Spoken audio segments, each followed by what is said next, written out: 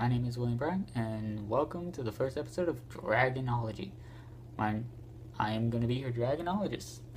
So, just like a lot of other people, I have a love for dragons. I love learning all kinds of different types of dragons. Even though a lot of people will be like, oh, wyverns aren't dragons, they are a sub-form of dragons. So, the question is, how much does people have their dragon obsession go? And how far does it reach?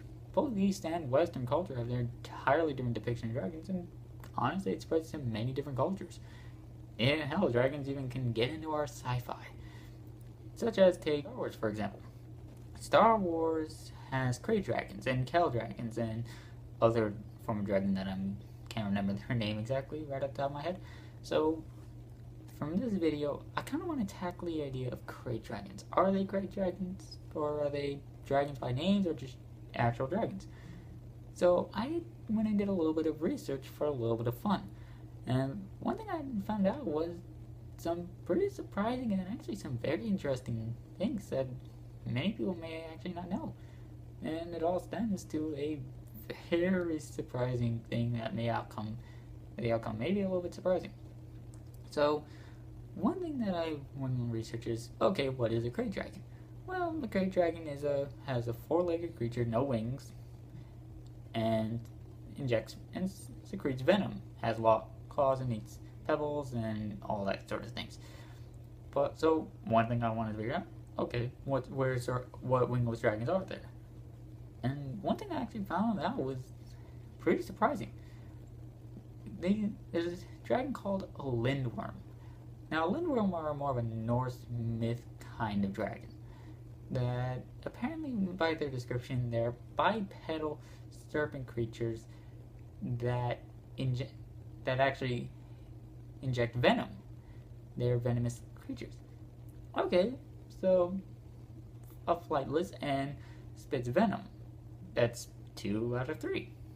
But the thing is, not the same legging. But, and a surprising twist that people kind of viewed this is a no-brainer, but there's actually some pretty kind of interesting idea to this. Komodo dragons. And they kind of led up to an idea.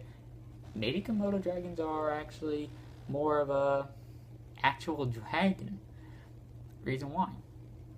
They're flightless. They spit out venom, which I think was probably the craziest part. If there's a dragon out there that actually does spit out venom and flightless, does that actually mean that a Komodo dragon can actually be an actual dragon? Well, what is a dragon anyways?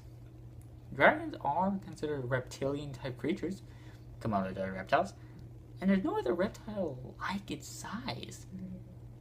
It's one of the largest reptiles in the world, and even then, that's what the Krayte Dragon is based off of. A Komodo dragon. So, when you put in the facts of its size, of its size and what it does, spitting out venom to kill its prey, so even if it escapes, it still dies, and the fact that there are wingless dragons that can't fly. If you put those together, Komodo dragons are actually essentially real-life dragons. And obviously, since the Krayte Dragon is clearly based off of them, Krayte Dragons are dragons as well, not just by title. So that is just sort of more of a speculational theory, but the Krayte Dragon actually does have a lot of common anatomy with what we view as dragons. So I think that's honestly one of the probably the biggest twists that I've ever done. And what do you guys think? Do you think that Krayte Dragons are actual dragons, or do you think they're dragon by title? Do you think Komodo dragons are real-life dragons? Or do you think that's just the fabrication of a madman? I'll leave that up to you. Either way, I think that it does kind of bring up perspective that there's a lot of different ideas of what a dragon is. And maybe the dragon anatomy is sort of more spread out than you think. That's all I have for this first video. I'm barely new to this. I'm trying to find better ways to do this. And if you have any comments, please feel free to try and help me and improve. I love dragons, and I really do hope to make these videos better. I want to tackle all different kinds of dragons, and I do have a few more ideas of what kind of dragons to tackle on and sort of their characteristics. And trying to find the cultural meaning to it. So, that's it. Have a good day.